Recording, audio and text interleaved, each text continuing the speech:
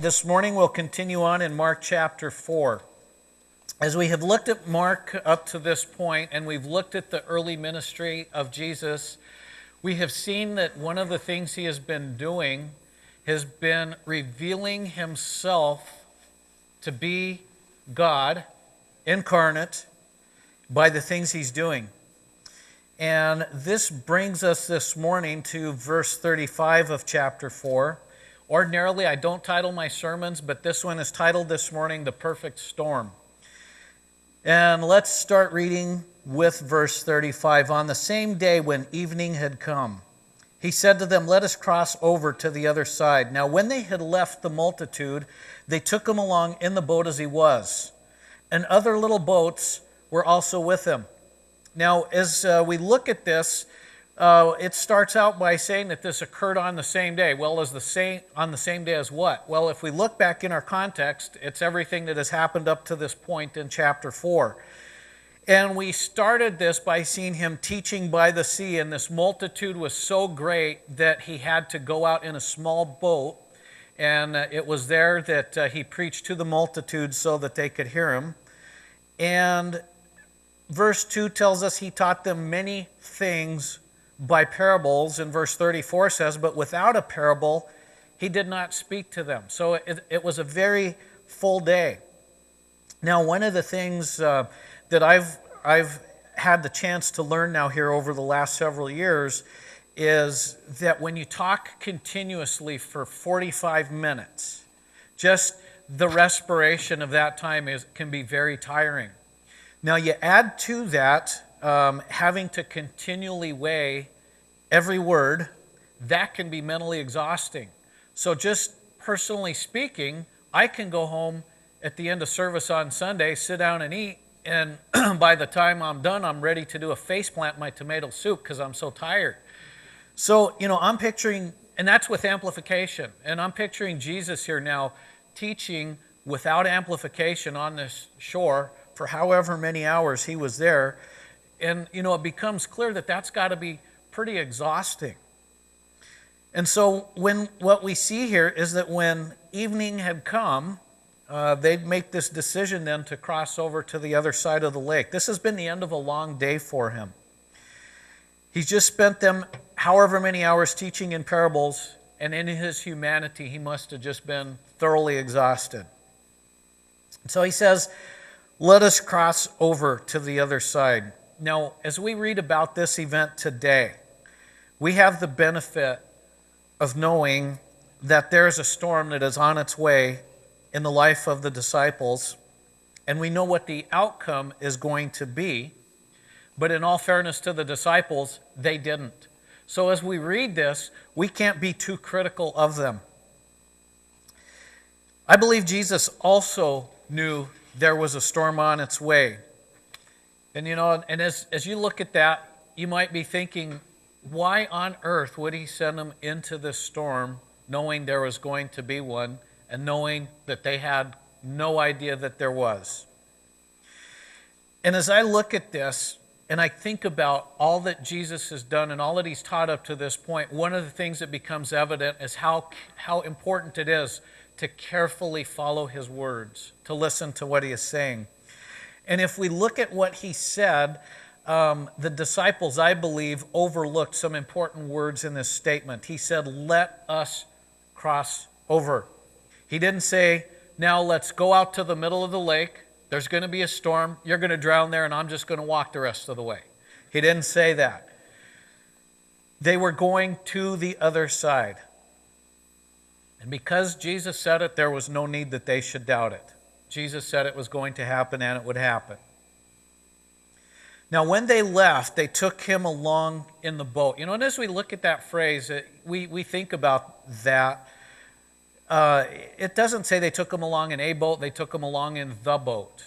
I think this is indicating it was a specific boat, quite possibly the fishing boat owned by Peter and Andrew or James and John. They were fishermen by trade.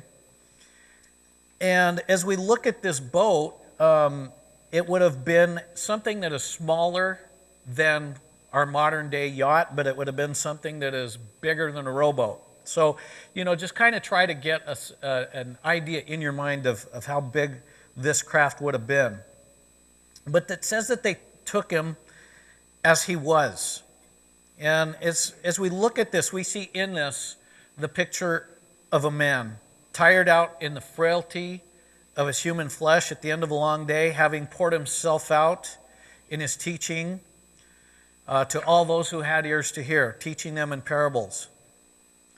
And as I look at Jesus and I consider Jesus in this particular case, I see someone who is desperately in need of rest. He's going to catch a few winks while they're going over to the other side.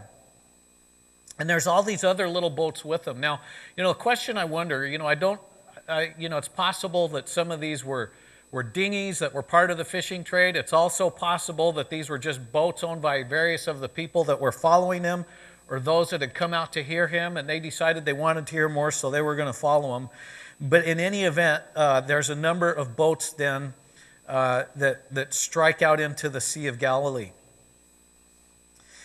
Now, well, let's read on. Verse 37. And a great windstorm arose, and the waves beat into the boat, so that it was already filling. But he was in the stern, asleep on a pillow. And they awoke him and said to him, Teacher, do you not care that we are perishing? So as we look at this, let's try to get a picture in our minds of what is taking place here on the Sea of Galilee. Now, the Sea of Galilee itself is a lake. It's about 13 miles long and it's about 8 miles wide. So 13 miles north to south, about 8 miles east to west. It sits roughly 650 feet below sea level. Now, on either side, there are mountains that are approximately 2,000 feet above sea level. So there's about a 2,600-foot elevation drop from these mountains down to the water. Now, one of the things that happens there as a result of the situation is you have cool air that flows over the tops of the mountains, and as it collides with the warm, stale air that sits down in this valley in the Galilee, as this cold air collides with the warm air, as most of us know, this makes for conditions conducive to producing some nasty storms. And one of the things that the Sea of Galilee is known for is occasionally producing a storm with 6 to 10 foot waves in it. Some fairly large waves in this lake. Now, it's as we look at this, if you're not a boater or a fisherman, 6 to 10 foot waves may not mean very much to you, and unless you've been in a storm like this, it may not mean very much to you. Unfortunately for both of us, I have such a story. So, and you're going to hear it. That's why it's unfortunate for you guys. And really, there's going to be a point to this. So, but in New Mexico, where I'm from, there is a lake in the southern part of the state. And, well, we got to go back a little further. When I was about 12 or 13, my dad decided to buy a fishing boat. Our family loved to fish. We'd fish rivers and streams and from lake shores, and we'd watch guys out trolling around out in the lake catching fish while we were sitting on the shore not catching anything. And we just would say, wow, if you want to catch fish, that's the way you got to do it. You got to have a boat and you got to go trolling. So my dad never did learn how to swim up to that point. And so he decided, what we need a boat. So he goes and he starts looking and he finds a little used 15-foot fishing boat.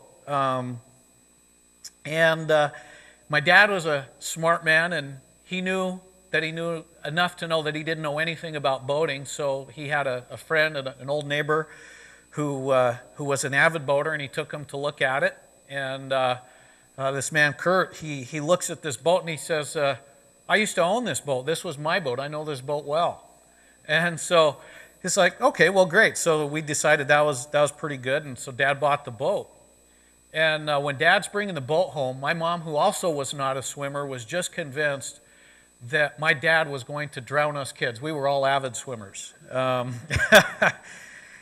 And one of the first things he did bringing the boat home is he's backing it up to the garage as an outboard boat, and he had the motor tipped up, and he put it right through the garage door. And so my mom came out, she's just fit to be tied. You're going to kill these kids, you know, and we would be out there working on the boat, and she's like, don't ask me to go out in this boat. I am never going out in this boat. And, you know, after a couple weeks of seeing us working on it, she comes out and she says, well, I'm only going to go out once in it. That's all I'll promise you. So the very first time we get it out on a fishing lake, and it was one of the lakes in northern New Mexico, it was known for blowing you off the water every day about 3 o'clock. We didn't know that. We learned a lot boating by experience. We get out there and it starts to blow, and then it starts to rain. And so pretty soon the 5 of us that were in the boat, well, 3 of us were climbing up under the bow of this little bitty boat. We had a little awning on it. And in the middle of the storm, my mom tells my dad, she says, Dean, we need a bigger boat. And so I thought that was pretty good for the woman who would only go out in it once. Well, so my dad started looking, and he found a bigger boat. He found a 21-foot cabin cruiser. So we kind of went from little boat to big boat, you know. So when we got this boat, it had a couple of life vests in it and an old pair of water skis. And so, you know, us kids started saying, oh, we want a water ski. And this friend of my dad's, the avid boater, he was a very accomplished water skier, and he said he'd teach us. So we were like, great, you know, but we had a lot to learn, and we learned by experience, and experience is a great teacher. And as we would, you know, we're getting into boating and interested, we'd see the advertisements on television for Elephant Butte Lake, you know, a lot like Okoboji advertises. And we thought, okay, wow, this looks pretty good. And it's like, wow, when they water ski and they've got bass fishing and big catfish. And we thought, wow, you know, this sounds like something we want to do. And so, you know, we started, you know, bugging our dad about going to Elephant Butte Lake. So he finally decided to take us. And he asked his friend Kurt if he wanted to go, and he says, my dad's name was Dean, he called him Dino, and he said, oh, Dino, I don't think I want to go. He says, that lake can get pretty mean. And so I thought, okay, whatever pretty mean is, you know, whatever that is. Well, the way Elephant Butte Lake is situated, it's a lake about 30 miles long and about 2 miles wide. Also situated between 2 ranges of mountains about 2,000 feet higher on the east and the west. So this is down in the desert of southern New Mexico, and in one place from the east, the peaks are as much as 8,000 feet. So you picture, then you have cold air coming over warm, stale air, and, well, you have a pretty good idea what happens there. Well, we didn't know, but one of the things that we did know is that the lake was known for monstrously large catfish. I'm talking about they've caught 80-pounders out of there. Also, very large striped bass and water skiing. So for guys that love to fish and wanted to water ski, it just sounded like paradise. What we didn't know was that it was also known for some pretty severe storms that has claimed numerous boats and several lives. There's ways to read the weather patterns on the lake we weren't privy to at the time. We know now. But we went there and actually had a good time our first time. Our second time there, we had a learning experience. And experience is a good teacher.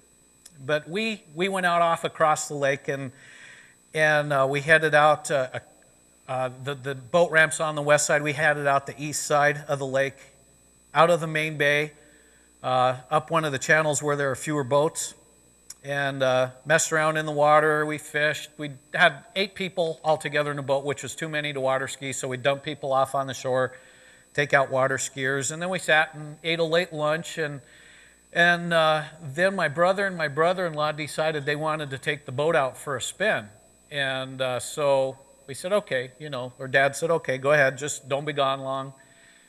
Well, what was supposed to be 15 minutes turned into a half an hour, and they weren't back. And the wind started coming up, and so my dad was starting to get a little concerned. And probably about another 10 minutes later, here they come up the channel, and instead of cruising up at about 25 miles an hour with the thing planing on top of the water, they're coming in at about 10 miles an hour pushing the water. And my dad's like, what are they doing? That just wastes gas. I mean, the boat doesn't run well at that speed. It just burns up gas. So they pull in, and they tell us, we found a rock below the surface of the water, and we damaged the prop. And so, it was the only prop we had because we were inexperienced boaters, so we didn't know you should carry a spare. And we were getting really concerned about this storm coming in, and so as we looked at it, we kind of had to make a decision, and of course, my dad made the call. He said, either possibly spend the night here on the water on some shore on the backside of the lake, not knowing what's coming, or make a run for the boat ramp. We're going to make a run for the boat ramp. So that's what we did.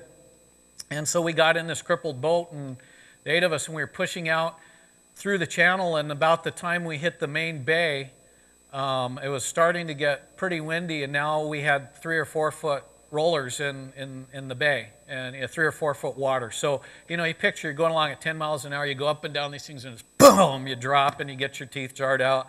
You go over another one, you come down, same way. And we just kept heading towards the boat ramp, and we got around an island there called Rattlesnake Island, and which, once you get around that, you are in the main bay. And just about the time we got out there into the main bay,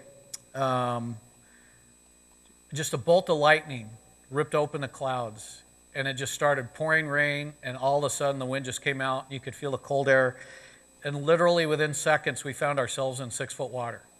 Now, just to put this into perspective, we're in a 21-foot cabin cruiser, so you got the bow of the boat, you got the cabin, then you got the windshield up over that in front of the pilot's chair, and then an awning over that. We would dip down into these troughs in these waves. Water would come over the bow, wash in the hatch, down into the cabin, up over the windshield, over the top, up over the pilot's bridge, and down into the boat. And so we were starting to take more water than we wanted to take, so we had our pump running the whole time. And my dad, of course, very fearful of the water, sent everybody into the cabin of the boat except my brother and my brother-in-law. I don't think that was punishment for damaging the prop, but it's because they were good swimmers. But he was afraid we'd go overboard, so I sent everybody into the cabin. And we just kept going through this and beating our way through this water, and then there was this tri-hull boat capsized in the water, people in the water. They had life vests on. We couldn't do anything to help them. We just had to keep cruising because we were crippled. And one of the things that you begin to understand if you're a boater is when water starts to wash into your boat, you're in a serious situation. Your boat's not big enough. You're in trouble. Well, amazingly, we got into the main bay. We got past the marina, and when we got into the bay, the port, or the cove there where they had the loading ramp, we only had like 3 foot water, so we basically had to just pull up to the marina. My brother jumped out. We couldn't tie up or anything, and ran and got the pickup back, the trailer down into the water, and just amazingly, a wave just rolled us right on top of the trailer, and we got out of there, put Elephant Butte in our rearview mirror, and headed out. And the next morning we got up, and there was an article in the newspaper that said they had up to 10-foot waves in that storm, 70-mile-an-hour winds. They had broke loose the marina and totaled 90 boats in their slips. And so, to my recollection, no lives were lost, but it was one of those things. It was a learning experience, and this is a learning experience I had before I ever read this passage of Scripture. So, as I read this passage of Scripture for the first time, I remember thinking, unfortunately, I know what that's like. And I know that these guys had to be scared. And you picture in this boat, you've got at least 4 fishermen in this water. And you're thinking maybe, these guys shouldn't be scared. And I'm thinking, They know the water and they know what their situation is. That's why they're scared. They know the outcome. They've done the math. But in this, we see that a great windstorm arose. And apparently this was a sudden squall. This is something they hadn't seen coming. Now keep in mind that it was when the evening had come, they made the decision to go over to the other side. So not only are they in a squall, they're in a squall in the dark. These guys are seasoned. They're not a bunch of neophyte boaters like we were. And the waves beat into the boat so that it was already filling. And this is not a good sign. They knew this. They didn't have an electric bilge pump they could turn on. Hopefully they had a bucket with them and they started bailing. But while this is going on, Jesus is in the stern asleep on a pillow.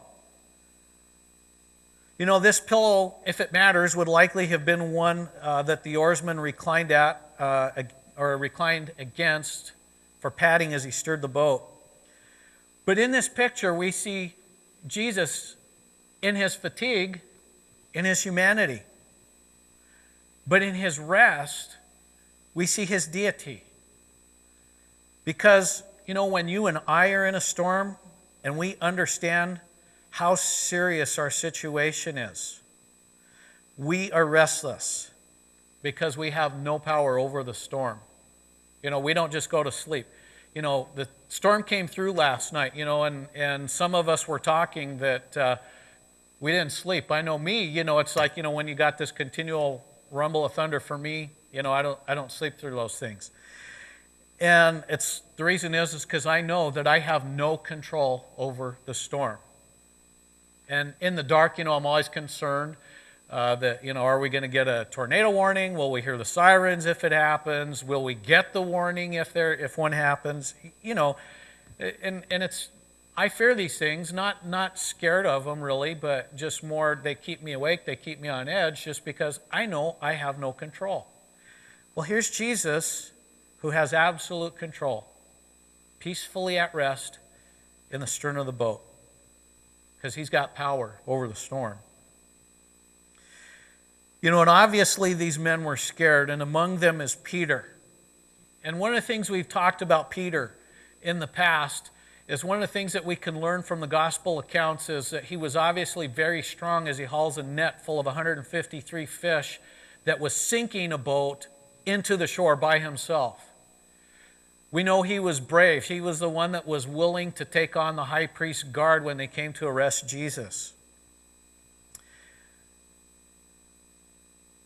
We also know that he wasn't the kind that sat and waited for somebody else to do something. He's the guy that took matters into his own hands. I think if we look at Peter, we see a guy who's big, he's strong, and he's brave, and he's among those that is shaking in his boots in this boat. You know, and I can sort of picture Peter here. Mark doesn't tell us who, but I can picture Peter crying out, saying, "Lord, we're sinking, don't you care?" I can picture that as Peter. And then they wake him up. You know, and they're telling him, "Lord, don't you care? Don't you care that we're perishing?" Matthew 8 tells us that they said, "Lord, save us, we're perishing." You know, so undoubtedly there was a little bit of chaos going on here as different men heard different things being said or remembered saying something.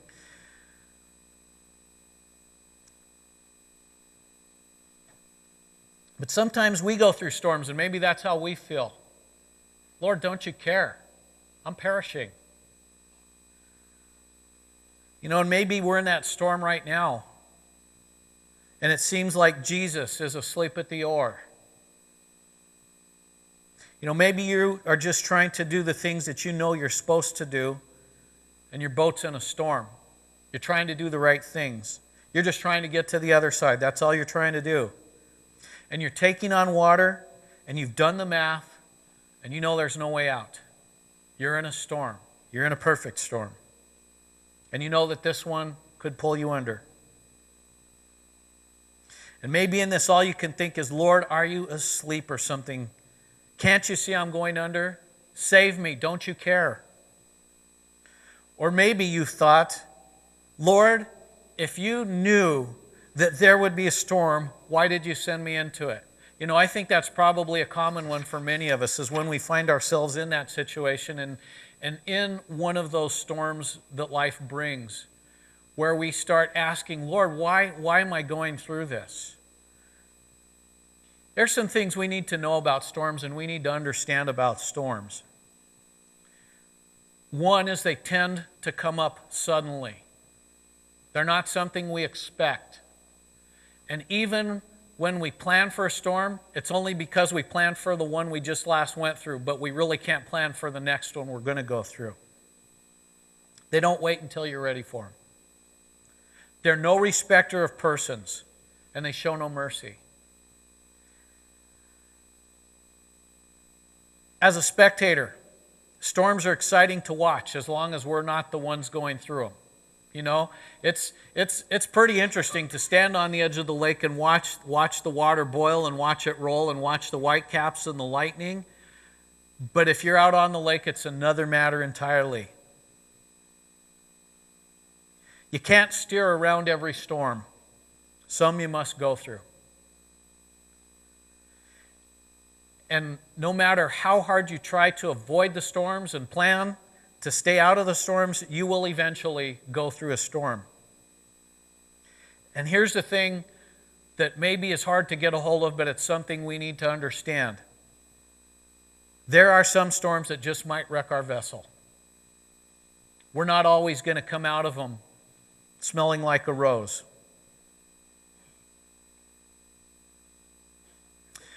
Here's some of the different kinds of storms that we might find ourselves in from time to time. First, there's the storm of purification.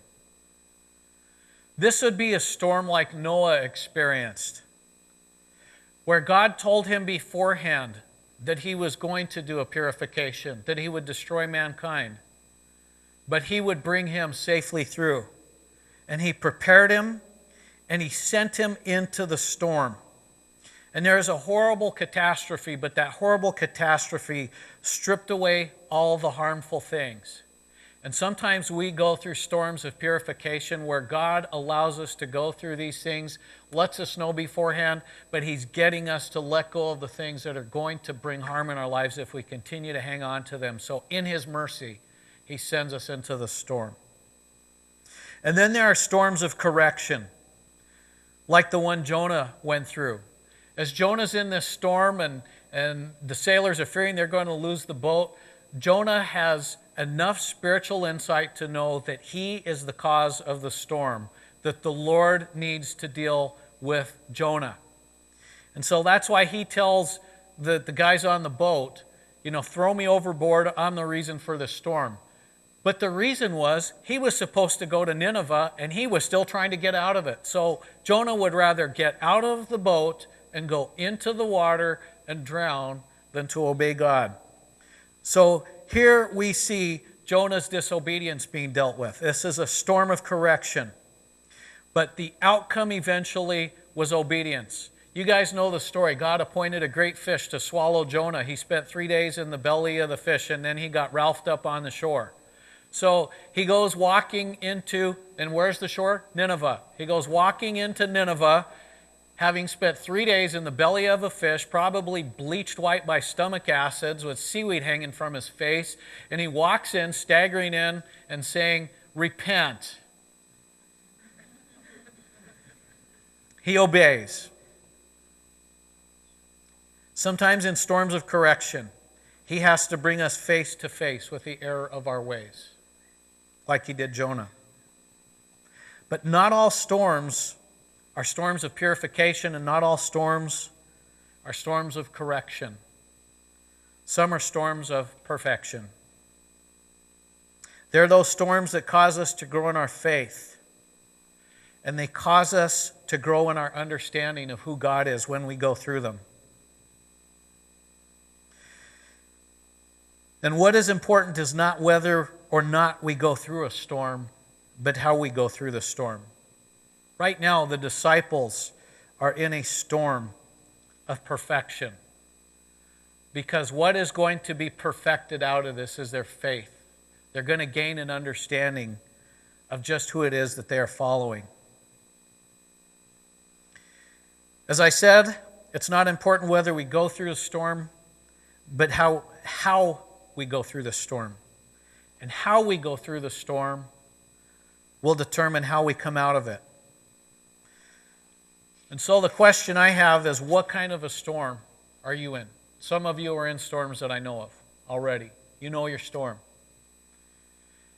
I would say more than likely that you are in a storm of perfection. Verse 39. Then he arose and rebuked the wind and said to the sea, "Peace, be still." And the wind ceased, and there was a great calm. There's a psalm I want to read to you that is prophetic of this event. It's Psalm 107.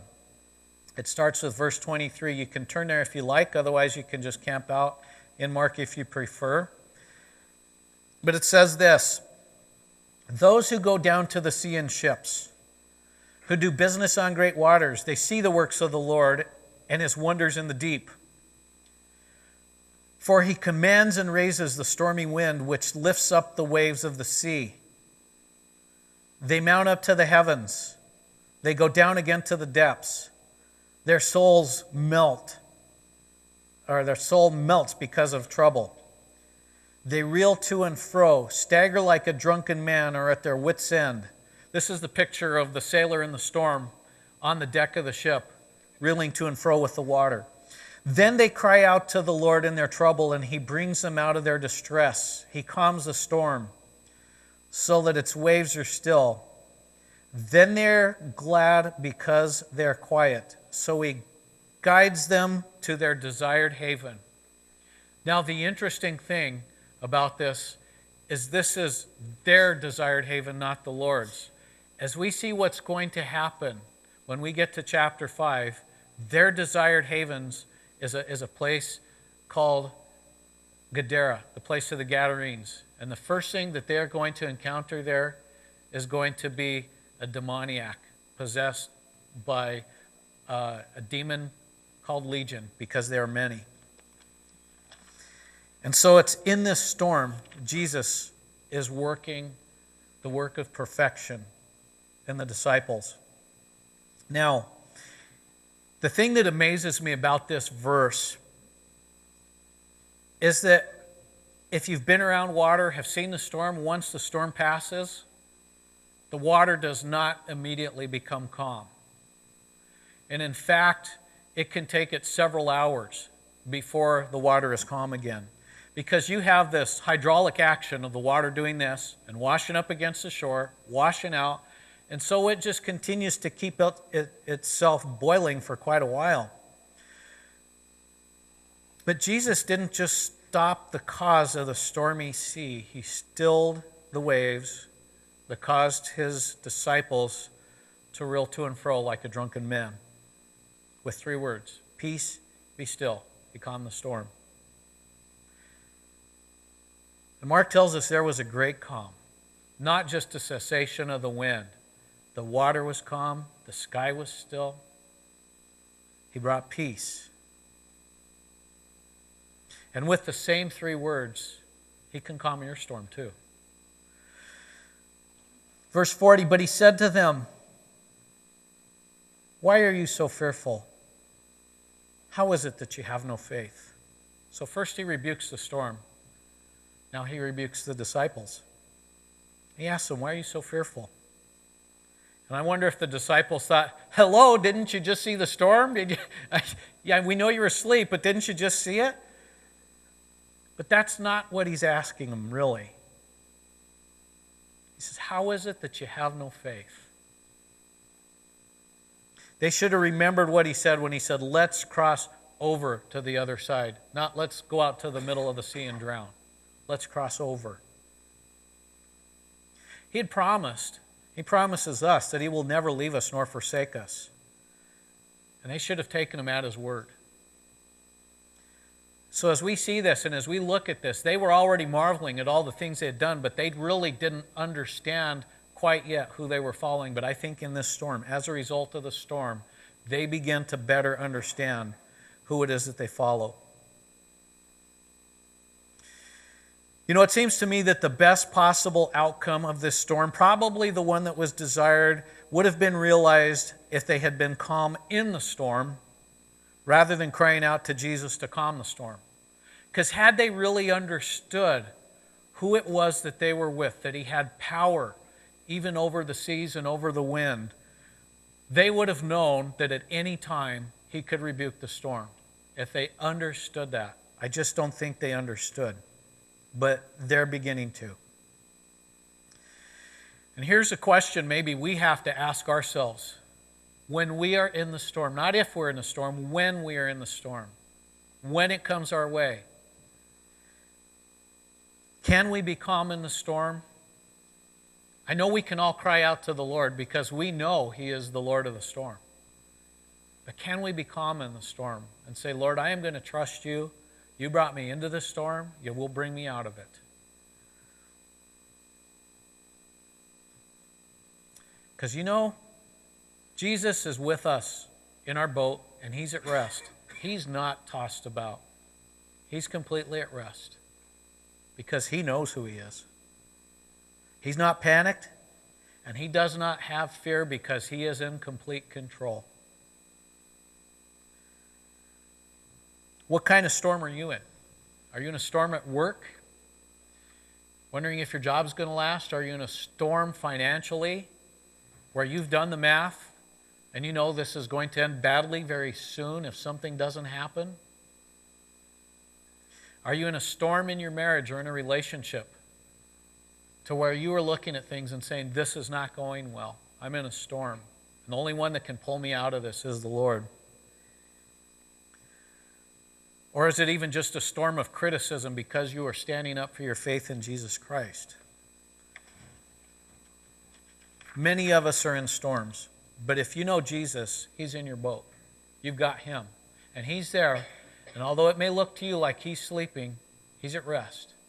He is not disturbed by this. Verse 41, and they feared exceedingly and said to one another, who can this be that even the wind and the sea obey him? Now, what I've noticed is they've gone from being afraid to fearing exceedingly. They're more afraid now than they were during the storm.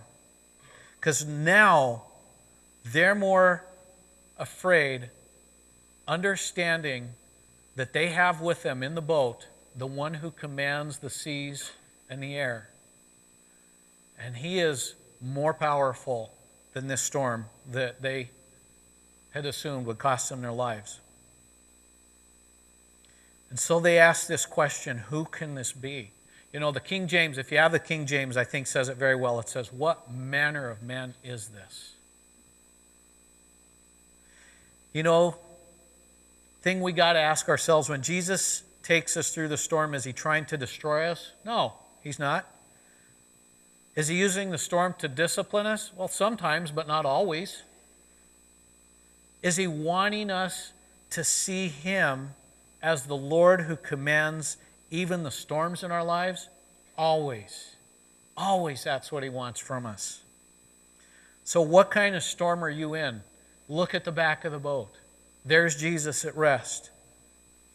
And let me ask you today, Christian, what manner of man do you follow? If you follow Jesus Christ, he can take you safely through the storms in your life.